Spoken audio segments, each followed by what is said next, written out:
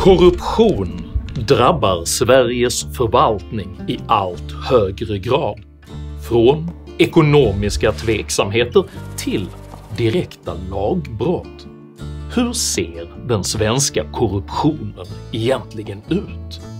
Vem bär ansvaret för korruptionens utbredning? Och vad händer med en stat som sätter subjektiv moralisk kompass framför demokratins lagar och regler? Dessa frågor tar jag upp i veckans video om socialdemokratins korruption. Jag föraktar all korruption och min filmproduktion är istället ödmjukt beroende av ert frivilliga stöd via betalningsalternativen här nedanför.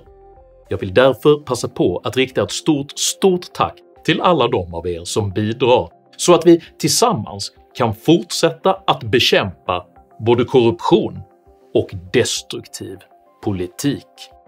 För idag talar jag om kapital, om kommuner och om korruption, så häng med!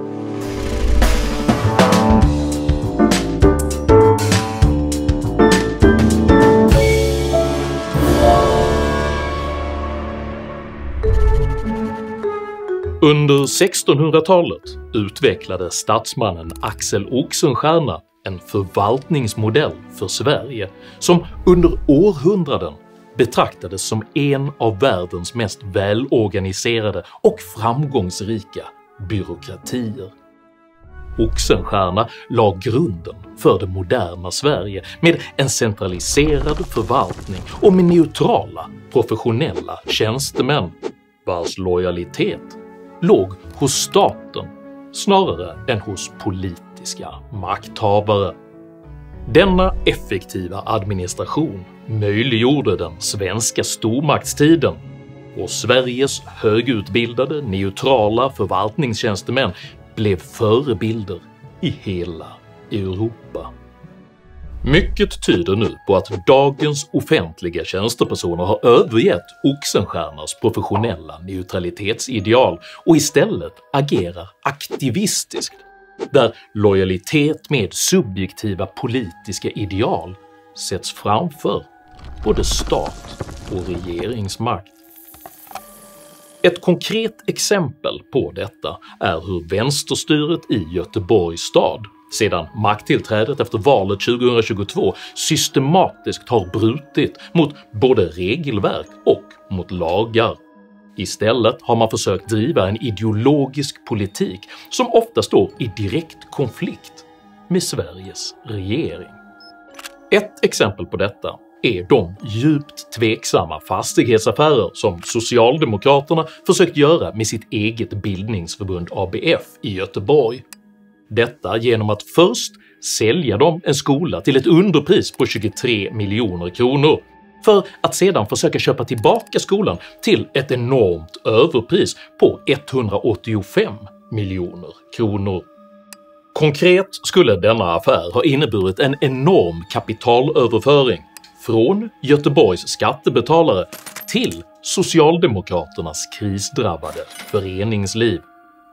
Som en direkt illustration av denna otillbörliga symbios sitter dessutom ABF Göteborgs nuvarande ordförande Gunilla Carlsson också i riksdagen för Socialdemokraterna. När högeroppositionen så stoppade denna otillbörliga affär anklagade vänsterstyret omedelbart högerpartierna för att ha snuvat staden och för att ha agerat springpojke åt friskolekoncernerna. Kritiken mot just friskolekoncernerna visar öppet vad Göteborgs vänsterstyre egentligen var ute efter: att förhindra etableringen av nya friskolor, samtidigt som man ville stärka sitt eget socialistiska föreningsliv på skattebetalarnas bekostnad. Denna ideologiska hållning uttrycktes ändå tydligare när vänsterstyret strax efter vägrade att betala ut skolpeng till stadens friskolor i tilläggsbudgeten. Denna flagrant odemokratiska fördelning av skattemedel står i direkt strid med Sveriges skollag, men försvarades av Socialdemokraterna med orden “det är hög tid att pröva det här ruttna systemet”. Med samma demokratividriga respektlöshet försökte Göteborgs vänsterstyre även att fatta budgetbeslut i kommunstyrelsen istället för i kommunfullmäktige, vilket i korthet innebar att man gjorde avsteg från rådande budgetpraxis för att försöka tvinga sin vilja igenom, trots att man är i minoritet. Både det flyttade budgetbeslutet och försöket att blockera friskolornas finansiering fälldes dock i domstol som direkt olagligt, vilket rubriksattes av Dagens Nyheter som en historisk bakläxa. Det hela avfärdades dock av vänsterstyrets ledare Jonas Attenius som trams. Jonas Attenius låter lite grann som en skolpojke som blivit påkommen här nu. Alltså, det är trams. Ni har skrivit ett återrikesmycket, alltså, det gäller ju inte. På vad då? Och välter omkull hela den här debatten. Trams. Hösten 2023 fattar Göteborgs vänsterstyre även beslutet att kommunens anställda inte ska behöva följa en eventuell ny lag om att anmäla papperslösa som vistas olagligt i Sverige.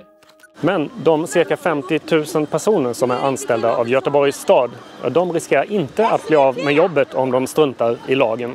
Jag tycker det är väldigt viktigt att vi som en av Sveriges största offentliga arbetsgivare skickar en så tydlig signal både till våra anställda men också till regeringen vad vi anser om deras förslag. Vänsterstyrets beslut i denna fråga beskrivs som att Göteborgs stad inte kommer att delta i lagen, och man skickar dessutom en tydlig signal till regeringen om vad vi tycker om deras förslag.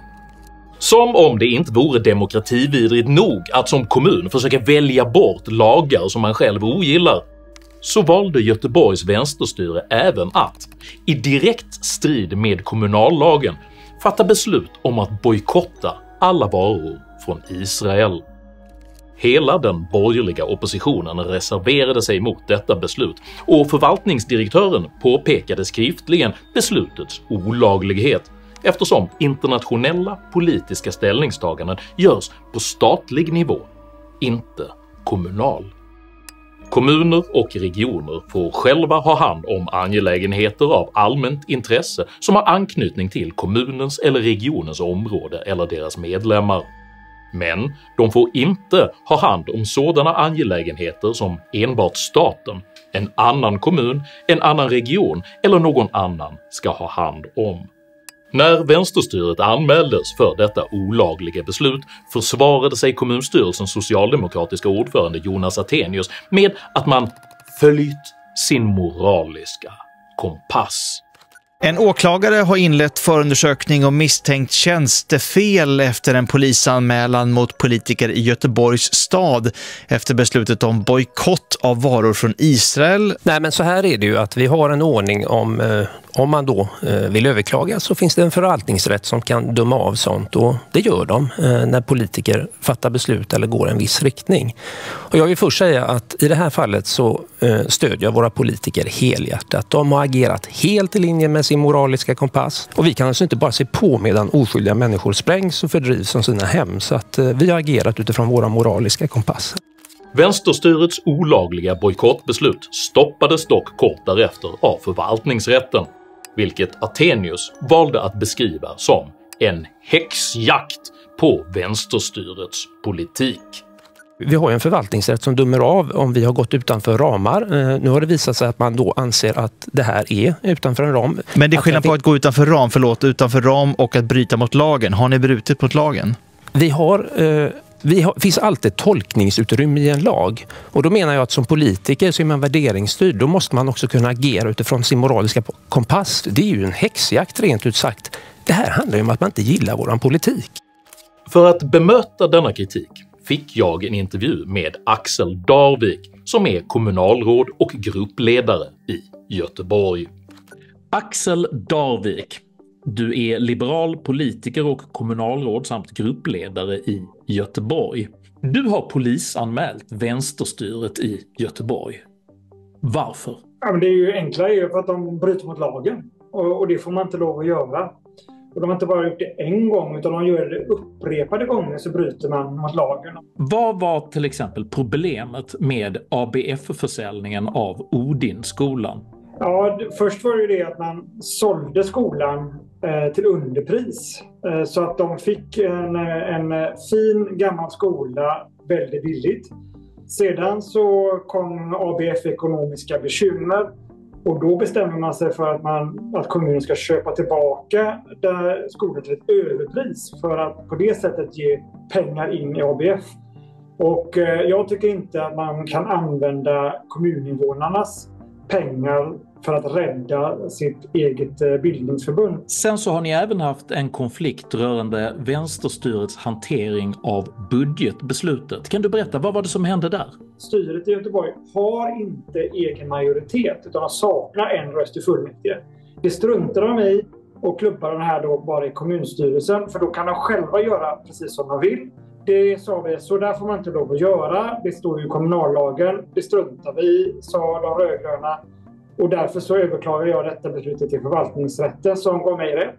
Vad har varit fel med Israel-bojkotten? Vi har en grundlag som säger att en kommun får inte hålla på med saker som staten egentligen ska göra. Det blir ju helt galet om vi ska ha 290 kommuner som har på att driva sin egen lilla utrikespolitik. Vad säger Göteborgs vänsterstyre om alla de här händelserna? Ja, de säger ju att de följer sin moraliska kompass, vilket jag tycker känns väldigt konstigt, för att då är plötsligt står ju vänsterideologi över lagar och regler.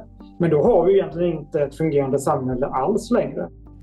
Detta är ett exempel på hur vänsterpolitisk aktivism korrumperar Sveriges demokrati.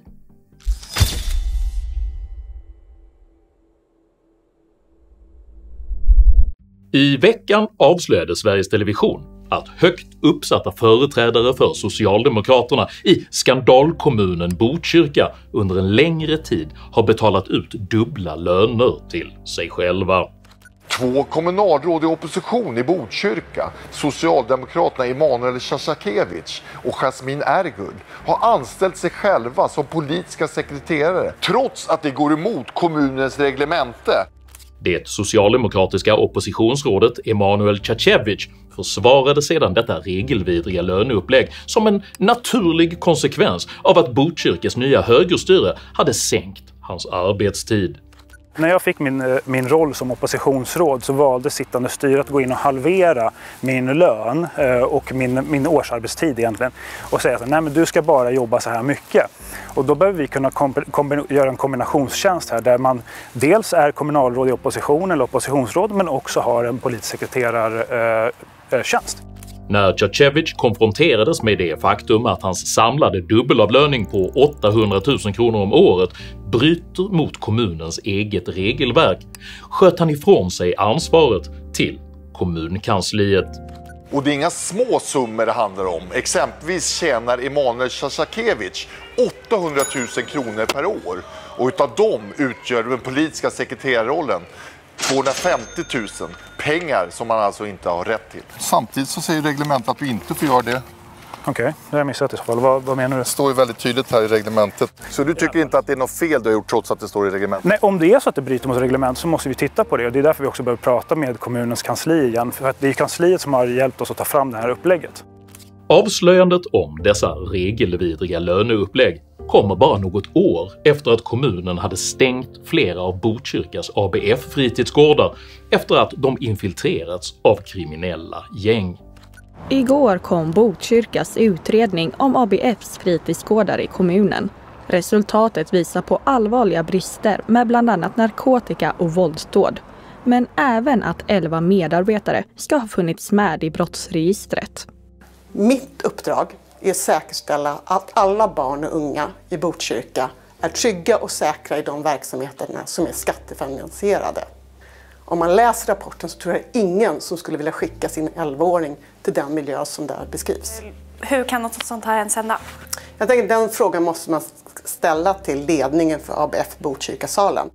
Detta ledde till en infekterad ledarskapsstrid där Same Cacevic, som avslöjats ha en otillåten dubbelavlöning, tog makten och omedelbart började utöva påtryckningar för att kringgå ABFs bidragsstopp. Vi vill göra det svårare för föreningar att lura kommunen, säger Emanuel Ksaskiewicz, Botkyrkas socialdemokratiska ledare. I en hemlig ljudinspelning från ett möte i maj låter det annorlunda. Under 30 minuter försöker den lokala partiledningen pressa fritidsnämndens ordförande att lätta på reglerna för bidrag.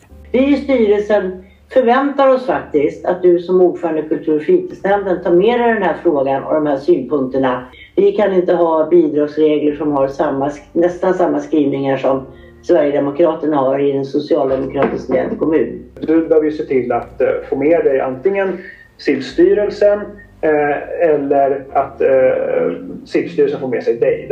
Vi behöver hitta en samsyn här. Vi kan inte ha meningsskiljaktigheter mellan SIV-styrelsen och nämndgruppen. Det går inte. Situationen ledde till att flera kommunpolitiker lämnade sina uppdrag efter att ha slagit larm om omfattande oegentligheter. Vid mötet den 18 mars tvingades därmed flera ledamöter som stått upp för beslutet att stänga fritidsverksamheterna att lämna styrelsen. Den nytillsatta styrelsen domineras av personer med starka personliga kopplingar till studieförbundet, vilka kräver att Botkyrka kommuns bidragsregemente för studieförbunden skrivs om. Styrelsen kräver också att ändringarna ska ske i närtid samt att det i största möjliga mån ska ske genom att våra ordinarie beslutsformer rundas. Detta larm viftades dock snabbt bort som en betydelselös personkonflikt av Socialdemokraternas partisekreterare Tobias Baudin. Men det som har hänt i Botkyrka nu, det är en personkonflikt. Det handlar om ledarskapet för just Ebba Östlin som nu har prövats. Och då finns det såklart olika sidor på det myntet. En del säger då att det beror på att hon var kommunstyrelseordförande när de här fritidsgårdarna stängdes. Medan många andra säger att det handlar om hennes ledarskap.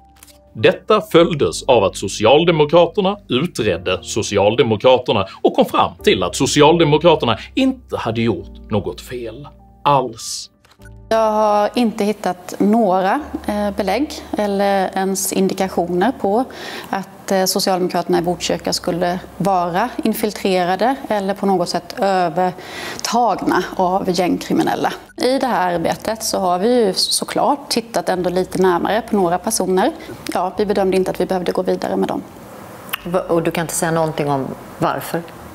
Nej, alltså jag tänker att vi har ett stort ansvar som Sveriges största parti att värna våra medlemmars personliga integritet också. Detta är ett exempel på hur vänsterpolitisk aktivism korrumperar Sveriges demokrati.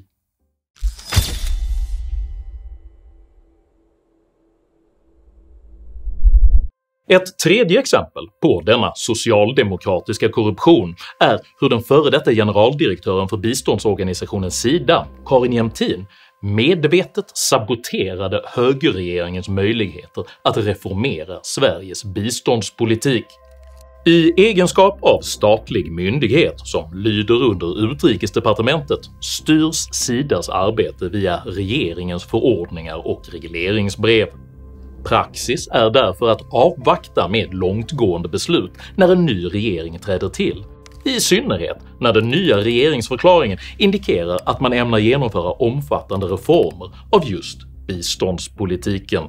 Där är det väldigt svårt att följa vad skattebetalarnas pengar handlar om. Alltså att vi betalar ut till stora organisationer som i sitt led sen kan förmedla pengar till upp till 5, 6, 7 olika led. Så det är väldigt svårt för journalister, för mig som politiker, för svenska skattebetalare att också följa vad de pengarna handlar om. Ett konkret exempel på detta är hur biståndsorganisationen Forum Civ under decennier har uppburit miljardstöd som i flera led sedan slussas vidare i ett veritabelt myller av vänsterpolitiska privata föreningar som undantas från offentlighetsprincipen. På Forum Civs egen hemsida kan man se Socialdemokraterna Olof Palme och Pierre Schoris engagemang i föreningen, vars uttalade ambition är att stödja civilsamhället att bli förändringsaktörer genom cirka 60 folkrörelser och ideella organisationer som finansieras av Sida. Behovet av att reformera detta osynliga ekosystem av politiska biståndsorganisationer uttrycks även av Riksrevisionen, som i rapporten “Tillit och kontroll” fastslår. Riksrevisionens övergripande slutsats är att myndigheternas bidragsgivning inte är tillräckligt effektiv. Granskningen visar att det finns en ökande risk för att tilliten utnyttjas av oseriösa aktörer och att myndigheterna inte har anpassat sin kontroll till den förändrade riskbilden. Inget av detta respekterade den socialdemokratiska Sida-generaldirektören Carin Jämtin när hon mindre än en vecka innan regeringens regleringsbrev nådde henne såg till att teckna nya 5-årsavtal värda över 2 miljarder kronor med just Forum Civ och biståndsorganisationen ACT. När Jämtin sedan entledigades från sin position som generaldirektör för Sida gick hon öppet emot regeringen och tecknade ytterligare 5-årsavtal värda över 1,2 miljarder kronor, dels med den fackliga biståndsorganisationen Union to Union och dels med kooperationens biståndssamarbete We-Effect, vilka båda är verksamheter som ligger nära den socialdemokratiska arbetarrörelsen. När den nytillträdde generaldirektören Jacob Granit tvingades säga upp flera av Jämtins otillbörligt ingångna avtal utbröt ett ramaskri i Sveriges biståndsekosystem. Man jämförde regeringens agerande med en attack och en krigsförklaring.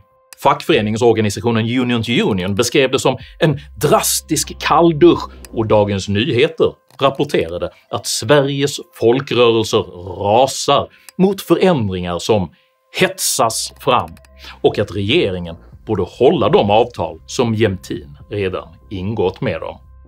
Avtal som alltså löper längre än den innevarande mandatperioden och därigenom blockerar alla försök till reform av det vänsterpolitiserade biståndskomplexet. Detta är ännu ett exempel på hur vänsterpolitisk aktivism korrumperar Sveriges demokrati.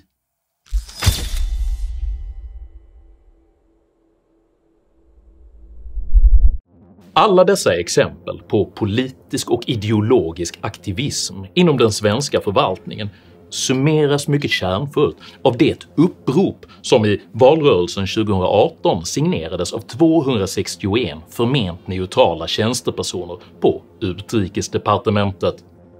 I uppropet uttryckte tjänstepersonerna mycket stor rädsla för att en eventuell ny högerregering skulle riskera att påverka myndighetens värdegrund. Denna föreställning är inte bara befängd, utan även demokratiskt farlig.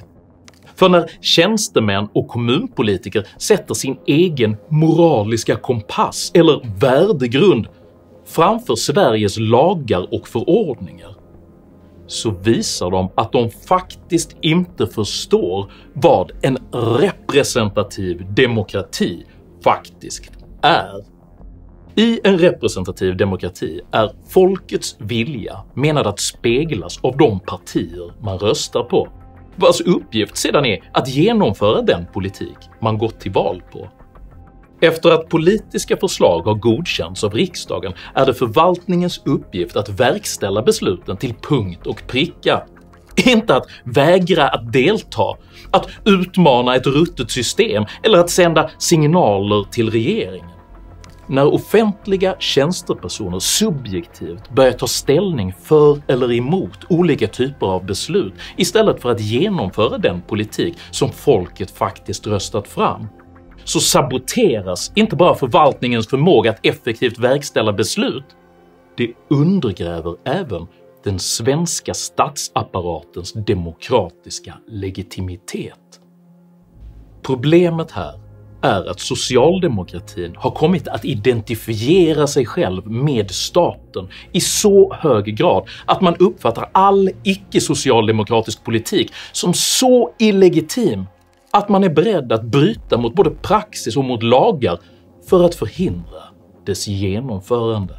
Från public service till olika myndigheter förtigs obekväm statistik, obstrueras välbehövda reformer och kritiseras all icke-socialistisk politik, såväl i tysthet som helt öppet.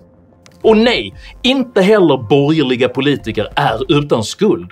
Man agerar nepotistiskt, man tänjer på regler och man gör tveksamma affärer på sina politiska nätverk. Allt detta är fel, förkastligt och dåligt. Men när ämbetspersoner i förvaltningen agerar utifrån sin personliga moraliska kompass istället för att följa Sveriges lagar innebär detta att ideologisk makthunger tillåts korrumpera den svenska demokratins själva hjärta. Och medan Axel Oxenstierna vänder sig i sin grav kommer hans politiska förmaning till sin egen son plötsligt väl till pass. Vet du icke, min son, med hur lite förstånd världen styres? Om du uppskattade innehållet i denna video så hjälper det mycket om du delar den med dina vänner och kanske till och med stöttar mitt arbete via något av betalningsalternativen här nedanför. Dela även gärna med dig av dina egna åsikter och erfarenheter i kommentarsfältet här nedanför, men jag ber dig att alltid vara artig. Jag accepterar inte aggression, personpåhopp eller rasism i mina idédrivna kommentarsfält. Tack för att du som kommenterar respekterar detta. Jag heter Henrik Jönsson och jag anser att Sveriges förvaltning måste avpolitiseras. Tack för mig och tack för att du har lyssnat.